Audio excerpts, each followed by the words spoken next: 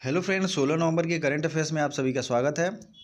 Welcome to my channel. And most important चीज़, current affairs के साथ साथ मैं मैप भी दिखाता हूं और जीएस जनरल स्टडीज़ के एक्स्ट्रा फैक्ट्स लगभग 100 से 200 फैक्ट्स मैं बताता हूं, जो कि आपके किसी भी एग्ज़ाम के लिए बहुत ही ज़्यादा ज़रूरी है। प्रीवियस एग्जाम्स को अगर आप देखेंगे, प्रीवियस ईयर के क्वेश्चन को देखेंगे, तो उसमें जो क्वेश्चन पूछे गए हैं करंट अफेयर्स के, उसका map location, geographical location, geographical importance जरूर पूछा गया है। तो जिस हिसाब से परीक्षा का पैटर्न चेंज हो रहा है, प्लीज़ उस हिसाब से तैयारी करिए। तो general studies and daily quiz के लिए टेलीग्राम जरूर ज्वाइन करें। वक्त आने पे सारे क्विजेज रेगुलर कर दिए जाएंगे। तो आपको अपने बेहतर तैयारी और प्रैक्टिस के लिए क्विज और प्लेलिस्ट के लिए टेलीग्राम को ज्वाइन करना चाहिए। ठीक है, डिस्क्रिप्शन में सबका लिंक अवेलेबल है। इसकी पीडीएफ मैं आपको दे दूंगा। चलिए कुछ रिवीजन से शुरू करते हैं। राष्ट्रीय शिक्षा दिवस या नेशनल लिटरेसी डे 11 नवंबर को मनाते हैं। मुख्यमंत्री पुरस्कार योजना मणिपुर ने शुरू की थी और एमएसएमई के तहत रोजगार प्रदान करने में शीर्ष स्थान महाराष्ट्र को मिला है। ये जो है तीनों क्वेश्चन मैंने कल भी बताया था और इससे रिलेटेड मैप भी आपको दिखाए थे। भारतीय सेना ने किस देश को 20 तरह पूरी प्रशिक्षित घोड़े दिए हैं? तो वो है बांग्लादेश। अब इसके आगे आज से हम लोग क्वेश्चन देखना शुरू करेंगे। क्योंकि कुछ गैप्स आ गए थे दिन में, इसलिए रिवीजन पार्ट भी हमने इंक्लूड किया है। तो प्लीज़ वीडियो को लाइक ज़रूर करिएगा और जितने ज़्यादा से ज़्यादा दोस्त हैं उनको शेयर करिए, व्हाट्सएप ग्रुप से, टेलीग्राम ग्रुप से, जो भी ग्रुप है। अगर फ्री ऑफ कॉस्ट के लिए टेलीग्राम तो ज्वाइन कर ही लीजिए। चलिए अब मैं आपको बताता हूँ वर्ल्ड डायबिटीज़ डे ये कब मनाते हैं। ये मनाते हैं 14 नवंबर को, वर्ल्ड डायबिटीज़ डे 14 नवंबर।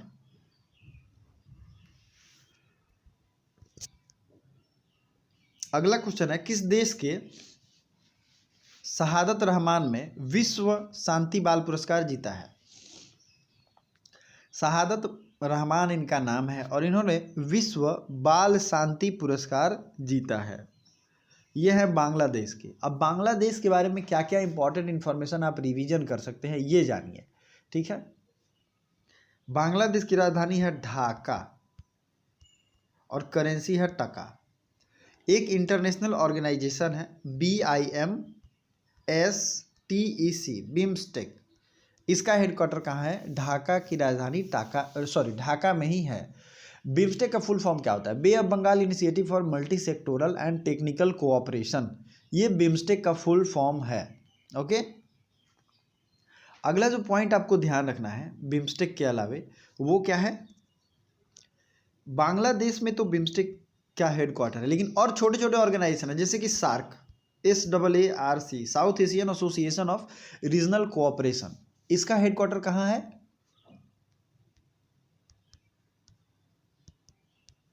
ये है काठमांडू। काठमांडू में इसका हेडक्वार्टर है सार्क का। ठीक है, इसी तरीके से आसियान का हेडक्वार्टर कहाँ है? ठीक है, आसियान मतलब association of south east Asian Nations. इसका हेडक्वार्टर कहाँ है? जकार्ता में। ठीक है, रिसेंट में पेरिस एग्रीमेंट हुआ था इंटरनेशनल सोलर अलायंस के लिए, पेरिस एग्रीमेंट हुआ था। तो इसका हेडक्वार्टर कहाँ है पेरिस एग्रीमेंट का? ये है गुरुग्राम, हरियाणा में। तो देखिए, जो भी इंटरनेशनल ऑर्गेनाइजेशन है जैसे एमनेस्टी इंटरनेशनल, उनका हेडक्वार्टर कहाँ है? लंदन में। यूनाइटेड नेशंस का हेडक्वार्टर कहाँ है? न्यूयॉर्क में। ठीक है, food programme, world food programme या फूड से रिलेटेड जो भी ऑर्गेनाइजेशन, उसका हेडक्वार्टर कहाँ है? रोम में। ठीक है, वर्ल्ड फूड प्रोग्राम को इस बार नोबेल का शांति पुरस्कार भी मिला है। तो मेरे कहने का मतलब है जो भी इंटरनेशनल ऑर्गेनाइजेशन है याद करना जरूरी है। किस राज्य सरकार ने कोरोना मरीजों की मुफ्त ट्रांसपोर्टेशन के लिए जीवन सेवा ऐप लॉन्च किया है? Which state government has launched जीवन सेवा ऐप? तो ये है दिल्ली सरकार ने। आपको पता ही है दिल्ली में कितनी तेजी से तादाद बढ़ रहे हैं, तो इसको देख के ये जीवन सेवा ऐप लॉन्च किया गया है। और ये बहुत दिनों के बाद कोविड के मामले में कोई ऐप लॉन्च की गई है। ओके, चलिए अगला क्वेश्चन है, रवि बेलागेरे का निधन हुआ, वो कौन थे? रवि बेलागेरे जो थे ये पत्रकार थे। कौन थे? पत्रकार। IRCTC ने भारत से भारत दर्शन यात्रा शुरू करने की घोषणा की है। ये कब से? अब ये भारत दर्शन जो होगा पूरे भारत के कोने कोने तक, दर्शनीय स्थानों तक, हर जगह जाने के लिए होगा और ये शुरू होगा दिसंबर 2020 से। ठीक है, तो भारत का हम लोग मैप भी देखेंगे और कुछ इंपॉर्टेंट इन्फॉर्मेशन भी देखेंगे जो कि यूनिक होगा। तो ये है भारत और ये फिजिकल मैप है। तो इस फिजिकल मैप में हम लोग देखेंगे डिवीज़न कहाँ क्या क्या है, क्योंकि फिजिकल मैप भी बहुत इंपॉर्टेंट है। ठीक है, ये सबसे ऊपर है ग्रेटर हिमालय, काराकोरम रेंज दिख रहा है, लद्दाख रेंज दिख रहा है, जास्कर रेंज दिख रहा है। लद्दाख तो अभी न्यूज़ में भी था। तो सबसे पहले पूछा जाता है काराकोरम या केटू किस राज्य में है? तो ये जम्मू एंड कश्मीर की एक श्रेणी है, आप देख सकते हैं। दूसरा है, आगे जैसे जैसे आप बढ़ेंगे नदियों के बारे में मैंने डिटेल वीडियो बनाया है, उसे आप देख सकते हैं। नेक्स्ट है इंडो गैंगेटिक प्लेन, आपको ये दिल्ली दिख रहा होगा। दिल्ली भारत की राजधानी कब बनी? तो 1911 में इसकी घोषणा हुई थी जॉर्ज पंचम के दरबार में। 1911 के बाद से ही दिल्ली भारत की राजधानी हुई।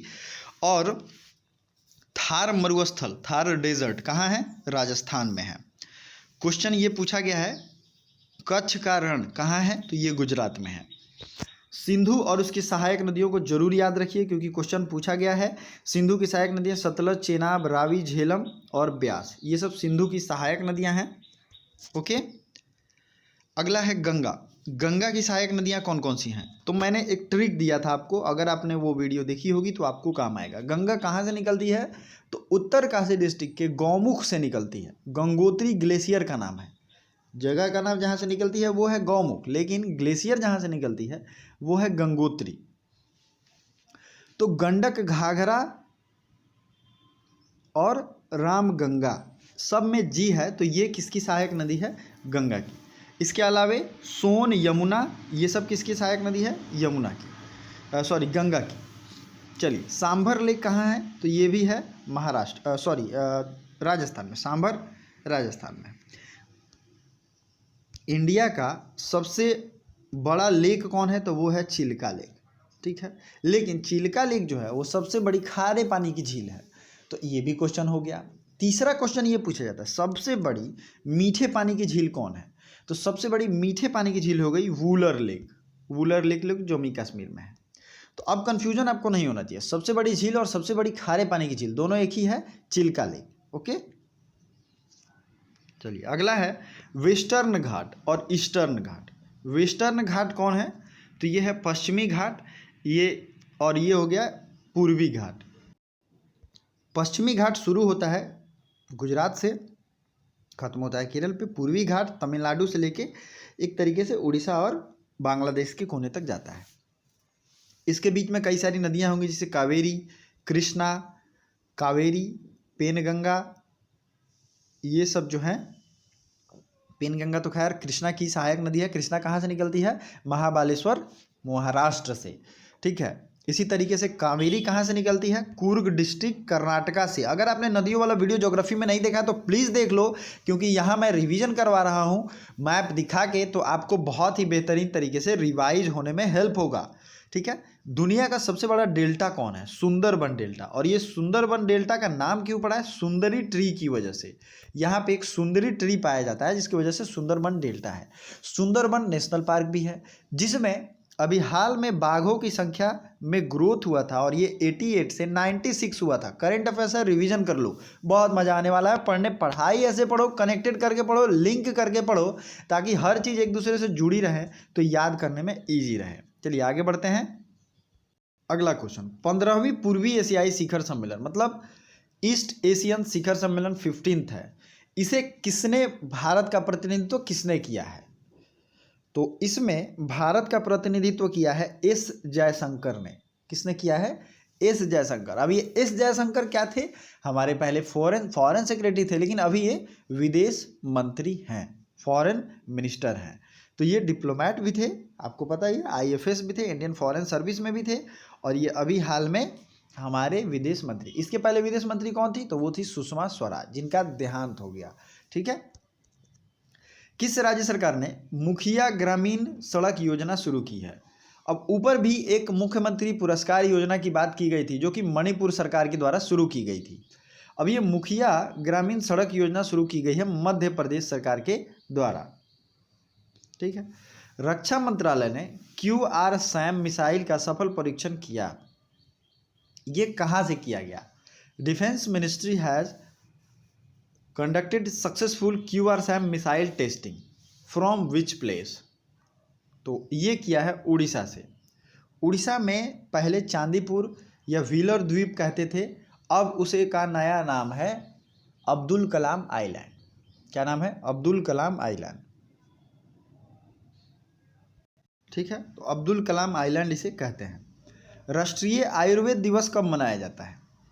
राष्ट्रीय आयुर्वेद दिवस मनाते हैं 13 नवंबर को। 14 नवंबर को हमने देखा था, उधर ऊपर डायबिटीज़ डे मनाया गया, मधुमेह दिवस।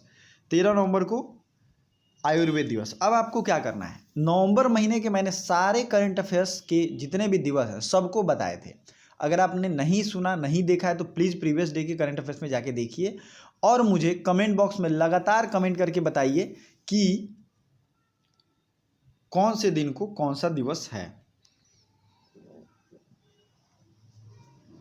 किस अंतर्राष्ट्रीय संगठन ने एक खाद्य गठबंधन शुरू किया था? Which international organisation started a food alliance? तो सिंपल सी बात है, फूड अलायंस शुरू कर सकता है वर्ल्ड फूड ऑर्गेनाइजेशन या फूड एंड एग्रीकल्चर ऑर्गेनाइजेशन, जिसका हेडक्वार्टर कहाँ है? रोम है। मैंने कहा था कि जो भी फूड से रिलेटेड ऑर्गेनाइजेशन लगभग उनका हेडक्वार्टर कहाँ पे है? रोम में है। तो ये इसने किया है। अगला है, भारत का पहला चंदन संग्रहालय कहाँ खोला गया? First chandan museum has been opened at which place? तो ये मैसूर में खोला गया है। मैसूर कहाँ है? कर्नाटक में। आपको पता ही होगा, मैसूर के थे टीपू सुल्तान। अब देखिए, टीपू सुल्तान की बात हुई है तो उससे रिलेटेड 4 लड़ाइयाँ हैं जो कि इतिहास के पॉइंट ऑफ व्यू से इंपॉर्टेंट है। प्लीज़ नोट बना लें या रिवीजन कर लें। पहली लड़ाई कब हुई थी? 1767 से 1769 तक। ठीक है, इसमें टीपू सुल्तान के पप्पा थे। ओके, अगला है, दूसरा वॉर होता है 1780 से 1784। तीसरा होता है 1790 से मतलब 1790 से 1792 और लास्ट वाला होता है 1799 में, जिसमें टीपू सुल्तान की मौत हो जाती है। तो ये तो हो गया टाइमलाइन। सब युद्धों में कोई ना कोई समझौता हुआ है, ये याद रखना। जैसे कि ट्रीटी ऑफ श्रीरंगपत्तनम कब होता है? ये होता है 1792 में। ट्रीटी ऑफ मैंगलोर कब होता है? तो ट्रीटी ऑफ मैंगलोर होता है 1784 में। तो प्लीज़ याद रखिए, ये टीपू सुल्तान और उनके पिता हैदर अली से रिलेटेड है। ठीक है, दूसरे वॉर में हैदर अली की मृत्यु हो जाती है और टीपू सुल्तान वहाँ से लीड लेते हैं। लास्ट का जो है ट्रीटी ऑफ श्रीरंगपत्तनम जरूरी है, आपको याद रखना, सो याद रखिए। अगला क्वेश्चन है, किस राज्य के मुख्यमंत्री ने मिशन रोजगार नामक योजना शुरू की है? तो ये अनाउंस किया है रीस्टार्ट मिशन रोजगार योजना। उत्तर प्रदेश सरकार ने, सीएम है योगी आदित्यनाथ और गवर्नर हैं आनंदीबेन पटेल। इसी गवर्नर को मध्य प्रदेश का भी अतिरिक्त गवर्नर का प्रभार दिया गया है।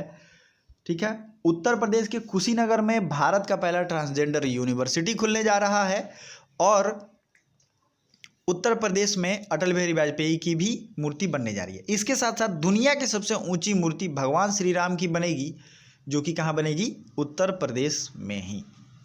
और इम्पॉर्टेंट चीज़ें जो भी है उत्तर प्रदेश से, जैसे कि यहाँ दुधवा नेशनल पार्क है, चंद्रप्रभा वाइल्ड लाइफ सेंचुरी है। उत्तर प्रदेश से उत्तराखंड अलग हुआ, जिस उत्तराखंड में कॉर्बेट नेशनल पार्क है, और ये कॉर्बेट नेशनल पार्क भारत का पहला नेशनल पार्क था जिसका पहले नाम था हेली नेशनल पार्क। ठीक है, तो ये सारी चीज़ें ना जुड़ी हुई हैं, मैं इसलिए कहता हूँ कि आप याद करिए। अब इसको हम लोग थोड़ा मैप में देखेंगे और रिवाइज करेंगे। उससे पहले अगला सवाल देख लेते हैं, किस राज्य के मुख्यमंत्री ने प्रोजेक्ट एयर केयर की शुरुआत की है? तो ये है हरियाणा के सीएम ने प्रोजेक्ट एयर केयर की शुरुआत की है। हरियाणा के सीएम है मनोहर लाल खट्टर और आचार्य देवव्रत यहाँ के गवर्नर है। अब आइए हरियाणा, उत्तर प्रदेश और मध्य प्रदेश को मैप में हम लोग देखेंगे। तो ये है मध्य प्रदेश। मध्य प्रदेश की राजधानी है भोपाल। उत्तर प्रदेश की राजधानी कहाँ है? लखनऊ। मध्य प्रदेश भोपाल। हरियाणा कहाँ है? हरियाणा की राजधानी है चंडीगढ़। ये हो गया। अब राजधानी आपने देख लिया। इनकी बाउंड्री लाइन जरूर देखिए। मध्य प्रदेश में को टाइगर स्टेट कहते हैं क्योंकि यहाँ बहुत सारे टाइगर रिलेटेड नेशनल पार्क हैं। ठीक है, फूनो पालपुर भी अभी बहुत न्यूज़ में चल रहा था, नेशनल पार्क, आप न्यूज़ में देखे होंगे, यहाँ पे ट्रांसलोकेट किए जा रहे हैं कुछ टाइगर को। तो उत्तर प्रदेश की इंटरनेशनल बाउंड्रीज लगती है नेपाल से, लेकिन जो भी इनके बाउंड्रीज हैं आपको देखने चाहिए, इंपॉर्टेंट चीज़ें जो भी हैं आपको पता होनी चाहिए। तो जो भी मैंने कमेंट में पूछा ज़रूर बताइए। Thank you so much.